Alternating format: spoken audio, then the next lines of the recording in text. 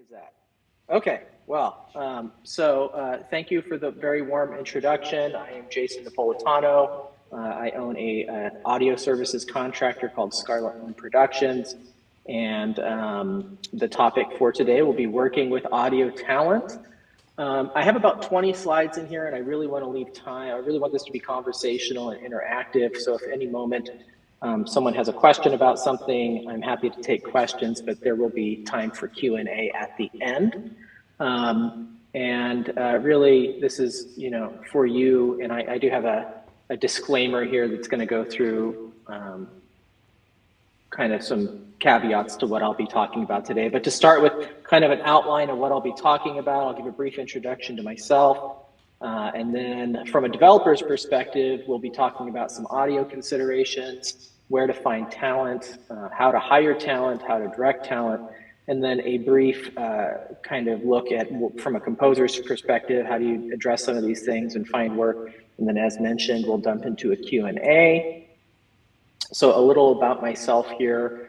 Been nearly 20 years in the gaming industry now, with a start in games journalism and the enthusiast media space. I had a nerdy music blog called Original Sound Version, and then wrote for Destructoid.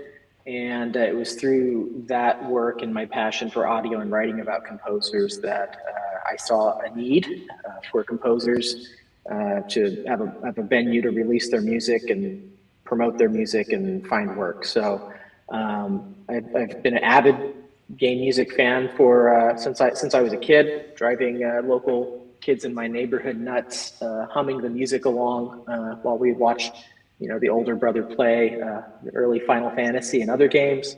And I've always had a passion for matchmaking, and even when I was writing and not in the business of kind of acting as a matchmaker, I was really excited to get to know people and put them together and kind of watch the awesome stuff that they could do together.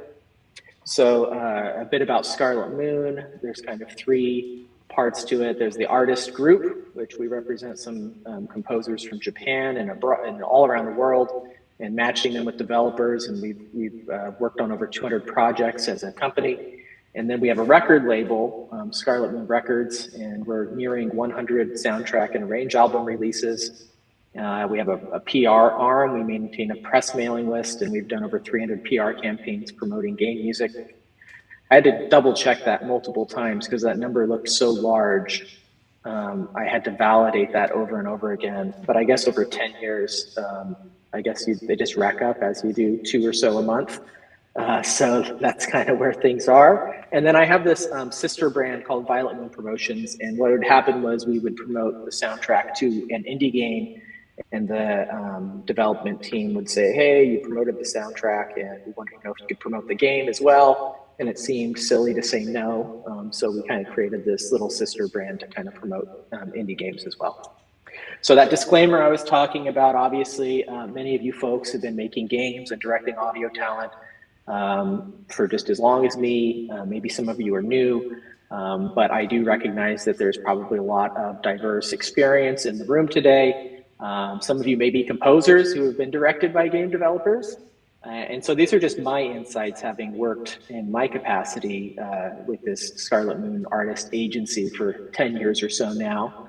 And many of you will have additional insights and know what works best for you. So obviously keep doing what you're doing. I'm not here to tell you that you're doing it wrong or that there's a better way. I'm just sharing my insights. And so that's my disclaimer. So we'll dive right in to you are a game developer and you are thinking about audio. Hopefully you're thinking about it early. Hopefully it's an important consideration for the work that you're doing. Folks kind of say, what percentage of the product do you feel like the audio kind of reflects? And there's heated debates about how much audio lends to a project, but I know you can see many examples of scenes from films and other things you've probably seen on YouTube where they take the music out and gosh, the scene doesn't really have the same impact. So I think everybody in the room knows how important audio is, music, the sound design, the interactive elements. So what do you start thinking about when you consider this important piece of your game development?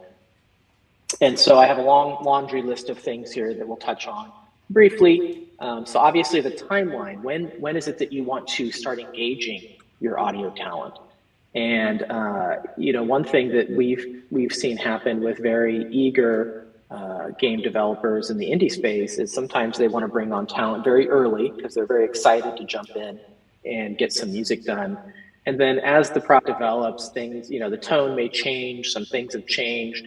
And what you really want to avoid in your, especially in the indie space where budgets are limited, is having to do rework where you've paid for some music and now things have changed and it's not going to work anymore. So you have to, hire someone to hire the same composer to do a different musical direction for your project. So timeline's really important to consider. That's why kind of industry standard, at least in the AAA space and in film, is there's kind of that mad dash to the end, especially if you're scoring things, you want things to be as near final as possible. So just really think about how you can optimize when you bring on audio talent that makes sense for your budget.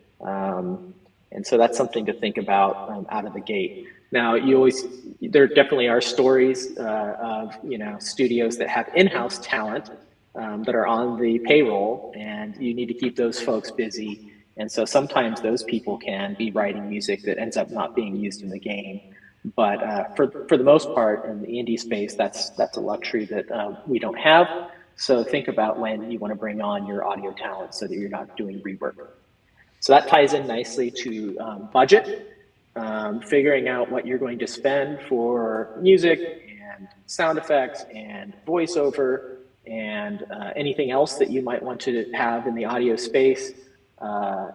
We'll have a whole discussion about rates and those kinds of things, but definitely think about your budget and avoiding wasting it on music that perhaps you're ordering too early or those kinds of things. So budget's going to be a big consideration as you go through what you want to do with your audio.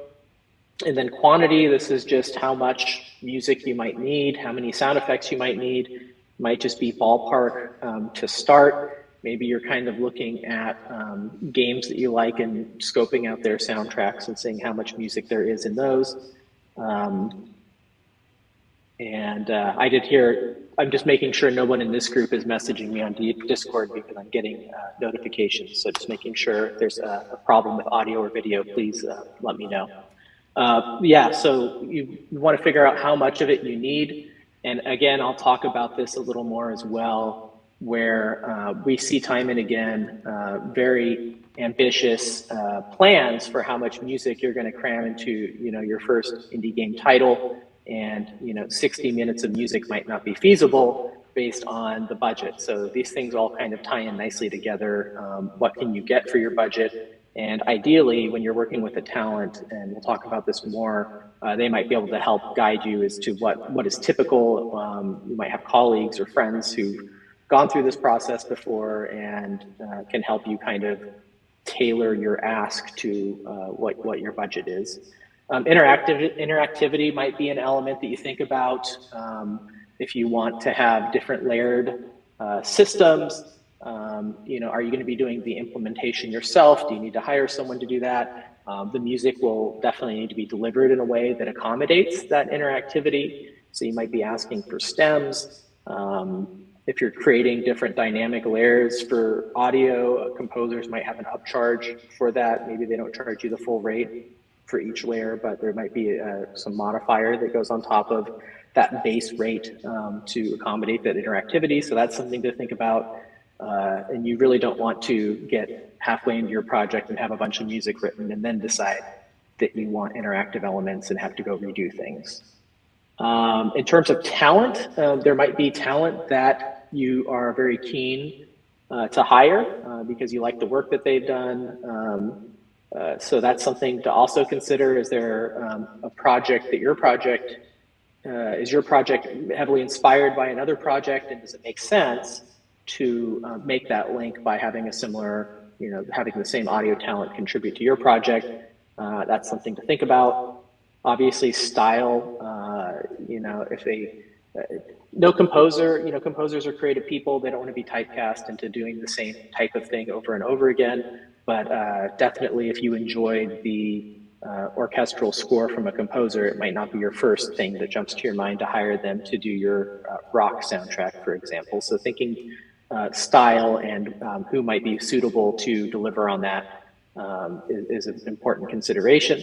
The format in terms of how it's delivered, usually you're going to want high quality dot wave data, and you will have it delivered to you in a format that if you're not familiar with receiving it, and I have some more on this later, might sound like it ends abruptly, but for looping music in a game, if you get the delivery from the composer, thinking about how it's going to loop.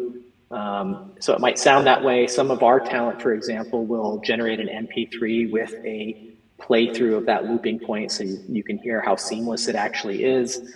But thinking about how you want that formatted, again, if there's interactive elements, you might want stems. Something you're going to think about is if you want to record any live elements and the budget for that, whether it's session players or an orchestra or whatever other kind of recording you might want to do. Think about terms in terms of the agreement and whether it's important to you to have those soundtrack rights, whether you're willing to relinquish those. Think about if things don't work out with this composer, what are your options in your paperwork to end a contract or allowing a composer to do it if they don't feel up to the task. So that may be something you think about early on to cover yourself, and again, not having wasted time and wasted work. Marketing, this kind of ties into the talent. Is the soundtrack a big piece of the game that you're going to want to market as a ancillary product alongside your game product? Are there talents that you want to work with that you can tap into their past credits? And so thinking about the marketing elements of audio, which might come at the end, and that's tied in pretty heavily to that soundtrack product. And do you intend to make a soundtrack available digitally yourself? Do you plan to partner with a label? Are you looking to do physical media like CDs and vinyl and tapes and those kinds of things? Those might be things that you start thinking about early on, or they might come later as you start approaching the finish line of your project.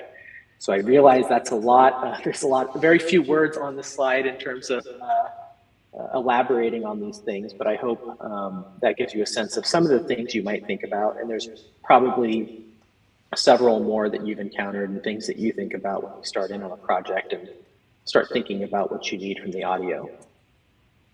So with that, I'm going to jump into where to find talent. And I've listed this in descending order of what I would call the typical quality of the source. So the kind of gold standard might be games and soundtracks that you like. So you played a game, you love the soundtrack, you might try to get in touch with that talent and have them work on your project. Your personal network, maybe you know some composers, which I know there are some composers in the room, so you all certainly know some composers. Maybe those people are suitable to work on your project. And hopefully you know them on some personal level, and that adds to your trust in the quality of work they do and communication and all those important things. The next might be referrals from colleagues and friends. Maybe they've worked with a talent who was always on time and was able to work with their budget and was super flexible and had incredible output. And so you want to consider working with that talent. Obviously, game jams, which was mentioned earlier, is a great opportunity to kind of work alongside, shoulder to shoulder, with the composer and see what the working relationship might look like. So you might find networking and add those people that you encounter in game jams to your personal network and have that as a source for finding talent. Industry events, this is one of my personal favorites. Going to meetings like this, going to, for me in California, this would be Game Developers Conference or the previously held E3 events, and finding, just connecting with people and networking, and we'll talk more about that later as well. You might come across composers that you connect with and again get added to your personal network of people you want to consider having working on your project.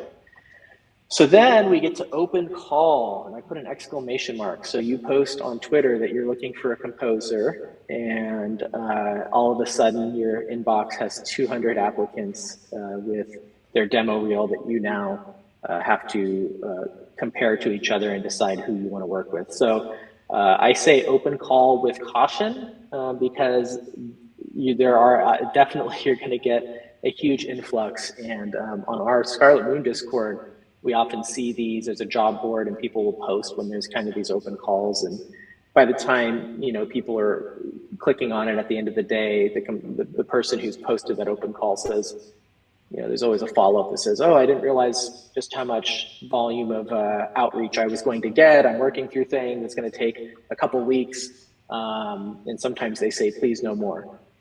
So the open call with caution. This is a fun phrase that we use on our Discord. The "Do you need a composer?" We call it DINAC. And this is the cold calls that you will receive from composers through any communication channel that you leave open. If you have open DMs on Twitter, you will get messages from composers. If you have a email form, you will get emails from composers. If you don't have any means of communication, they will tweet at you directly and ask you if you have a composer. So composers will find a way to reach you. And so you'll constantly be hearing from folks. In fact, fun story is that's how I am here today speaking with you was I DINAC'd Thomas about 5 years ago, and then Thomas was, I guess, coordinating speakers last year for this group. And when we were finally ready to have me come speak with you all, I turned it over to Anthony, and here I am now. So, but yes, you will definitely hear from a lot of composers through all the channels that you leave open. And then really kind of, if you really wanted to spend a lot of time, you can obviously scour social media and forums and pull content and composers, reels and stuff that you want to listen to. Obviously, I think having a more narrow focus on who you want to consider and listen to is always better for you and the limited time that we all have. So these kind of open calls and you hunting for a composer might not be the best use of your time. So I hope this was helpful to go through that. Since I have Scarlet Moon and we're an agency, I thought I'd put a slide here just about individuals versus agencies. Frankly, there aren't a whole lot of audio service contractor agencies. There's maybe there's kinds of varying sizes and groups of development that they serve, but maybe dozens. And I think we all want to say that we're unique in what we do, but I honestly feel that maybe we are a little different from a lot of what the other agencies tend to, how they structure their company. But things to consider of why, and I'm not saying one's better than the other, these are just kind of things to consider, is access. So, our kind of niche is that we work with composers in Japan, for example, and it might be difficult to do that outreach with a composer in Japan. Also, usually there's an agent or someone you could talk to get access to a slate of composers or a roster of composers, and you say, "Hey, I need some rock music for this game that I'm doing." They might be able to offer you several different options for you to consider, as opposed to kind of considering them one by one. Communication is a consideration. If you find, I hear the story all the time that some composers are excellent musicians and excellent creatives, but sometimes communication can be difficult. So finding whether the composer is going to be communicative with you or an agent or a producer at an agency is going to be communicative with you, I think a goal for you should be to be working with somebody who communicates often and openly with you. And so that can be an individual or it can be someone at an agency whose job it is to kind of handle that communication piece. And that kind of just ties into professionalism as well. I would hope that that somebody running a business, whether they're an individual or an agency, are going to display some level of professionalism. But that's something to consider when you're working with individuals and agencies. Flexibility is something to consider as well. An individual might be more flexible on their rates because there isn't the overhead of an agency. So that's something to think about. Versatility. Obviously, composers are versatile and creative folks, but again, a roster kind of has a group of composers who might be able to do a wide variety of styles and have easy access to them without you having to source talents individually. Rates, I kind of touched on this with flexibility, but rates are honestly all over the place, and we're going to have a whole slide about rates. I think that, agencies are usually going to have a markup because there's going to be overhead. But that's not to say that individuals don't also have studio spaces and other things that have overhead as well. So it's it could be either way. And then ancillary benefits, so complementary services and marketing.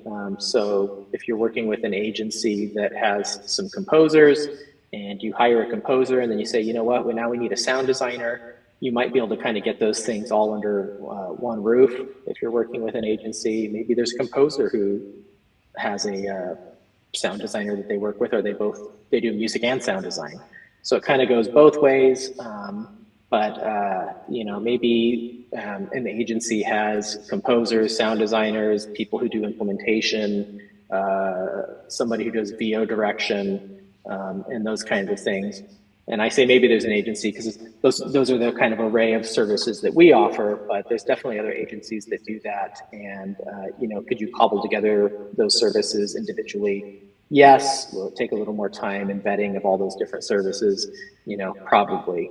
And then marketing as well. I think this applies to both individuals and agencies. Sometimes composers, as we know, are kind of a brand unto themselves because they've made their mark on some key projects and they have their own audience that you're tapping into.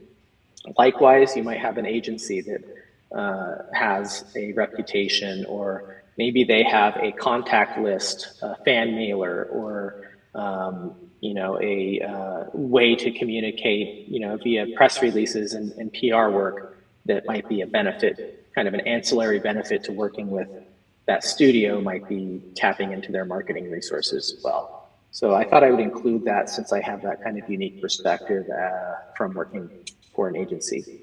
So how to hire talent. So basically this is kind of where the negotiations begin. So, thinking about contracts and, do you have paperwork that you can use to hire a composer? Do you rely on the composer to provide their paperwork? Does nobody have a boilerplate agreement and you have to have, an attorney draft something for you? That's something to think about. But, I think we've all done the kind of handshake deal. But it's really good to have things written down, because I can't tell you how many times we worked on something 5, 6, 8 years ago. And I'm like, hey, do we own the rights to that soundtrack? Or, oh, they're still selling the soundtrack on Steam. What was the agreed upon revenue share? And the studio says, well, gosh, the people you talked to 8 years ago are no longer at the company. And, you can go back into your paperwork and say, oh, okay, we agreed that it's a 50-50 split on those soundtrack sales on Steam or whatever it is. So it's good just to have that. I know there's a temptation to just kind of do a handshake deal sometimes, but the paperwork really helps. And if you don't have a contract, I've always kind of been a firm believer in there's no reason why I'm going to charge somebody a consultant fee to provide advice or our paperwork or whatever. So I sent our agreement out to enough people that I just said, I'm going to create a resource page that includes our boilerplate agreement. It's there for you if you want to use it. Obviously take out the logo and references to Scarlet Moon and replace it with your own company. And, you can use that. It's a resource to you if that helps. Excuse me.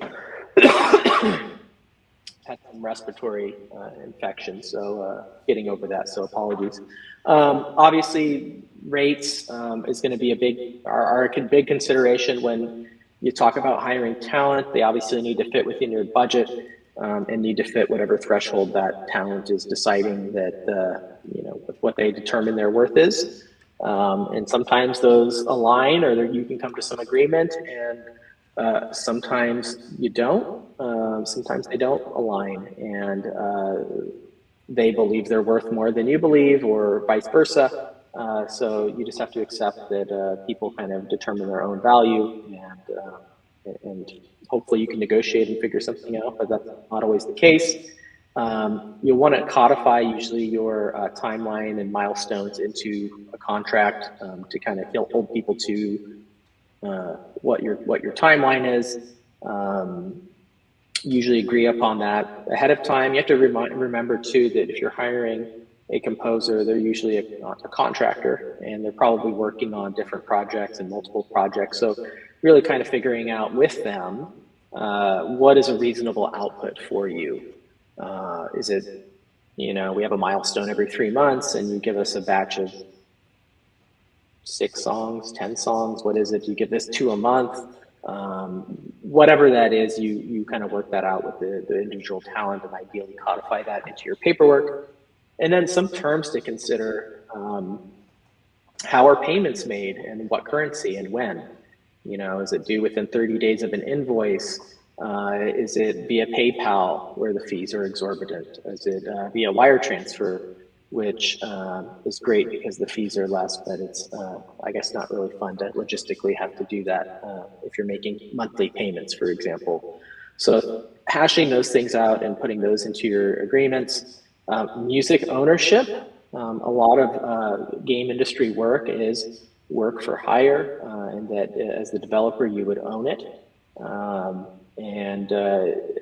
But there's different types of deals where maybe you work out a deal with a composer where you really want them to work on the game, but your budget doesn't really match with their rate. And so they agree to write you a soundtrack and license it to you. Is that an exclusive license? Is it a non-exclusive license? How can they exploit their ownership of that? And how do you exploit your license of it? The soundtrack rights are going to be an important piece of that. It's very common in the indie space for the composer to ask for their soundtrack rights.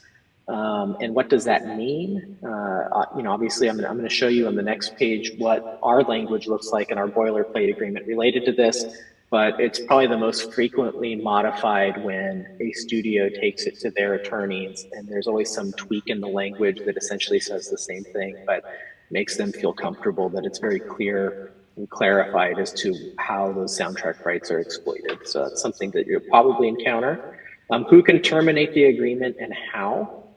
Can only you terminate the agreement? Can the composer terminate it? Do you have to give notice? What happens to work in progress work when that happens? And these kinds of things. And then another key one for audio talent is the approval process and revisions.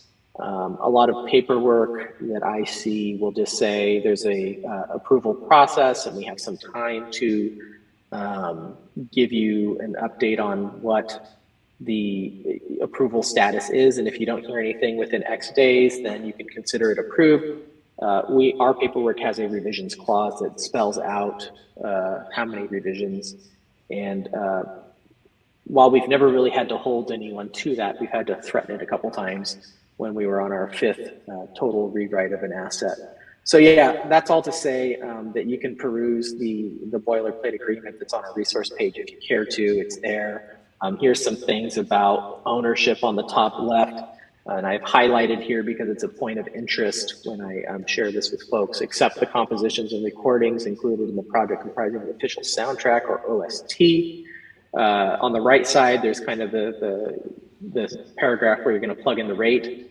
And then the bottom left is our revisions clause. So shall be entitled to 1 major rewrite and 2 minor revisions of any composition or recording furnished by the contractor of the company, and so, and it defines what minor and major revisions are.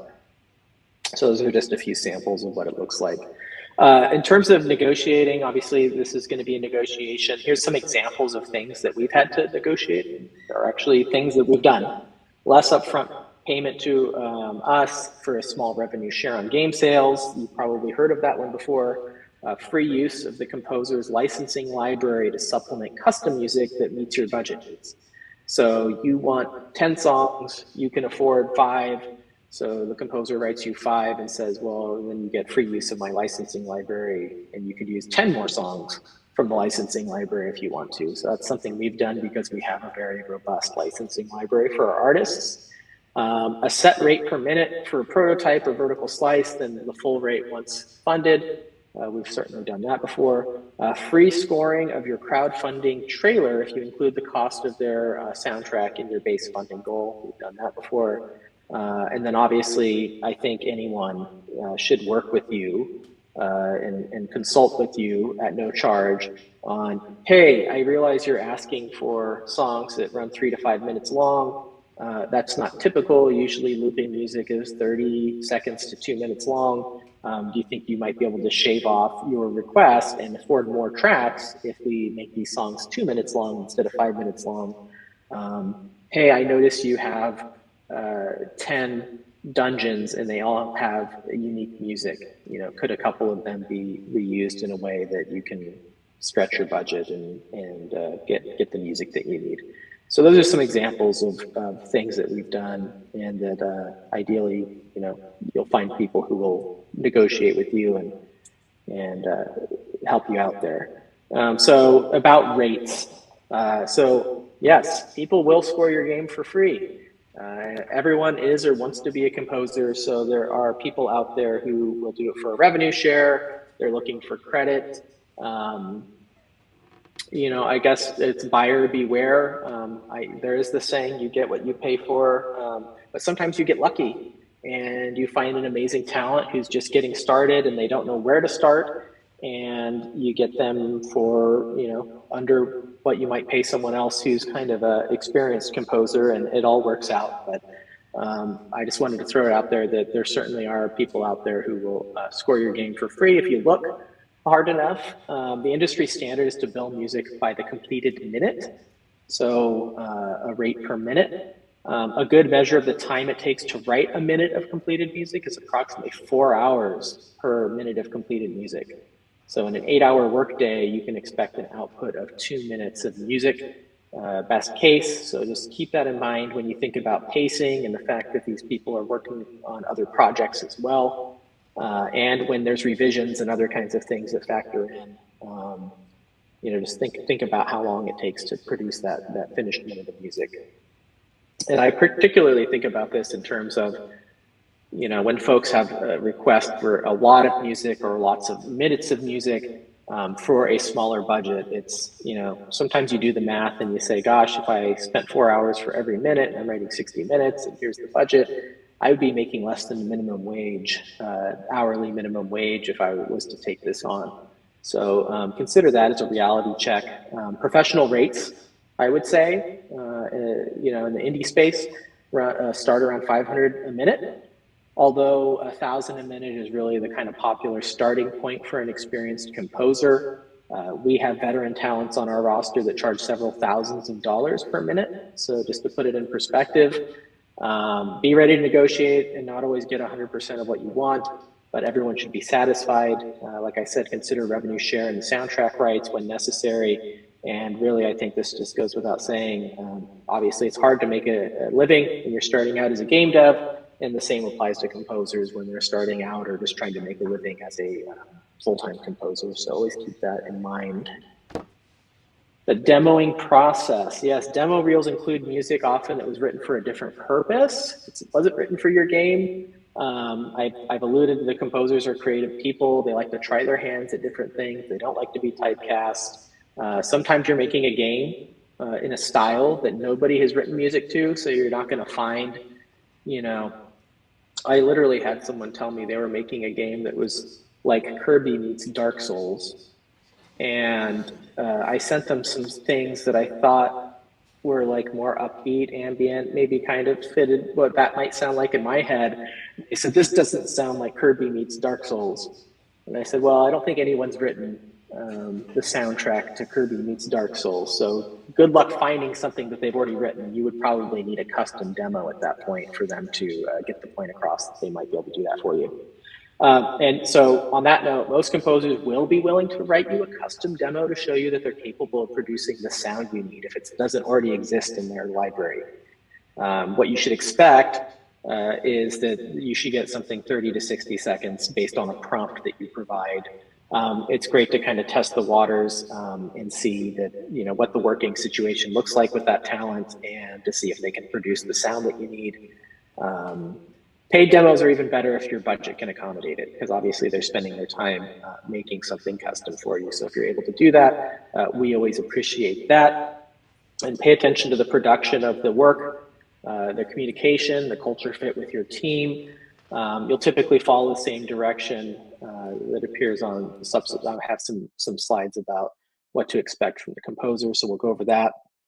And so given the above, consider having only your top picks submit a demo, not everyone. What's really heartbreak, I hate wasted music. So even when we work on a project and there's rejected demos, we actually have language in our agreement that says we have the right to keep the rejected demo if you don't want to buy it, given that it doesn't share any elements with the final delivery.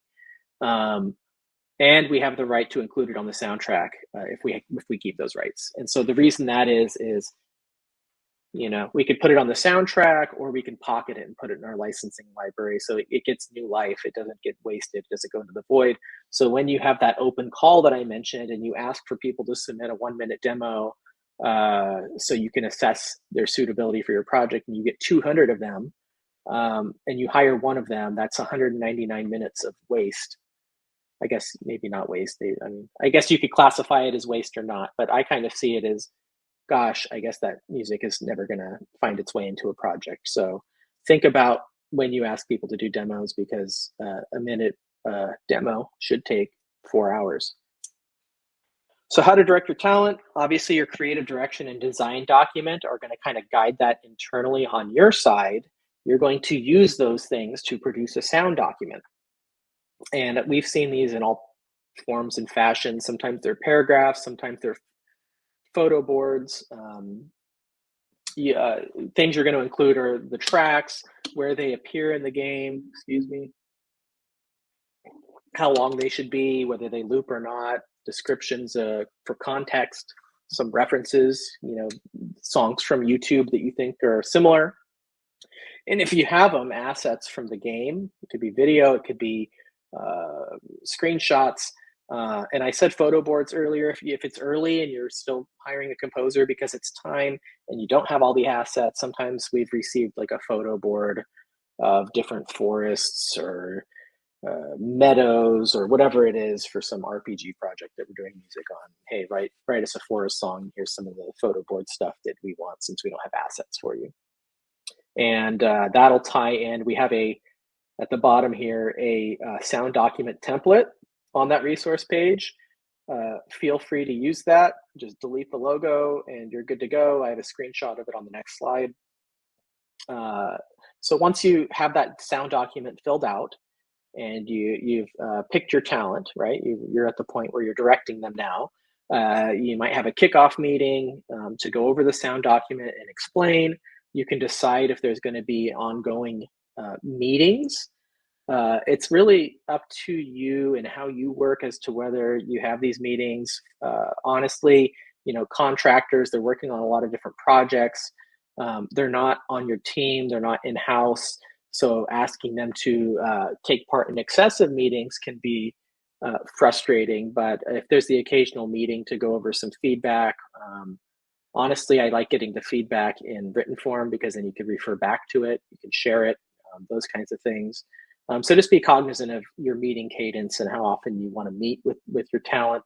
Obviously, to build that relationship and having that ongoing kind of integrating them into your team, it's great to be able to connect and show face and talk and discuss and collaborate and brainstorm, but just be cognizant of the fact that they're probably juggling a lot of other work alongside your project.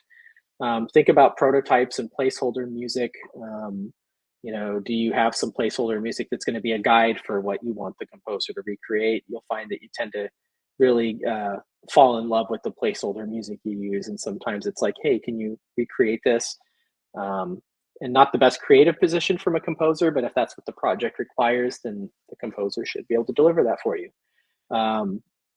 Communication in terms of clarifying, especially when there's revisions, brainstorming ideas, talking about deadlines.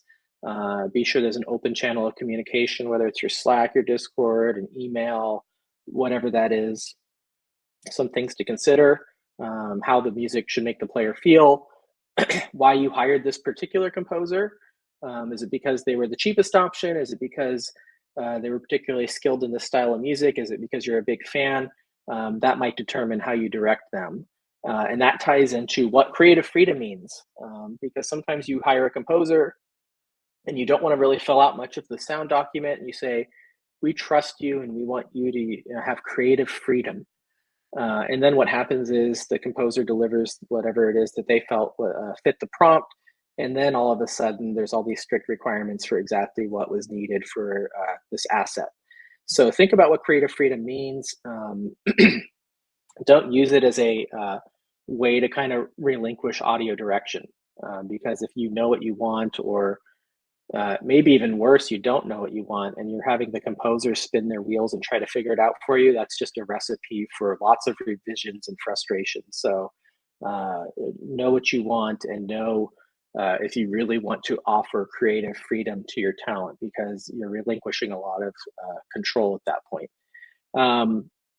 But composers appreciate being trusted and being able to exert creative freedom, so consider that as well. And then your familiarity with musical terms. If you're trying to direct music talent, and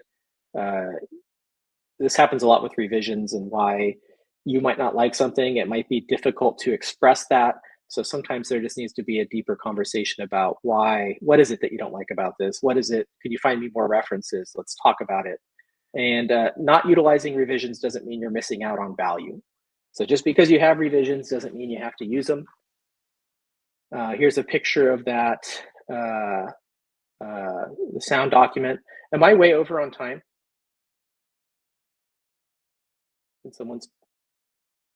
I'm over on time? Or am I okay on time? Okay. Okay, I will try to get through these, because I realize I'm elaborating a lot more than I anticipated. So what to expect from your composer: they're going to ask you a lot of questions, especially if things are unclear, especially for revisions. There'll likely be some discussion. Some artists like to provide work in progress versions for assessment. Others really want to deliver the completed product before the work is assessed, because having you assess something that's not complete, it's like, well, of course you don't like it because it's not complete. So just have that discussion in terms of what you expect and what they're comfortable with. Contractors I mentioned this, they're juggling multiple projects, so reserve those check-ins close to the time that the delivery is due. If we sign something and the first delivery is due in 3 months, and 2 weeks later we're being asked how things are going with the music, chances are we haven't started on it yet. So just kind of be cognizant of that. By all means, communication is great, and you should be talking and building that relationship and that workflow. But hey, can I hear what you got so far? It might not be the best time to do that a couple weeks in. Expect some degree of explanation for creative decisions that composers make.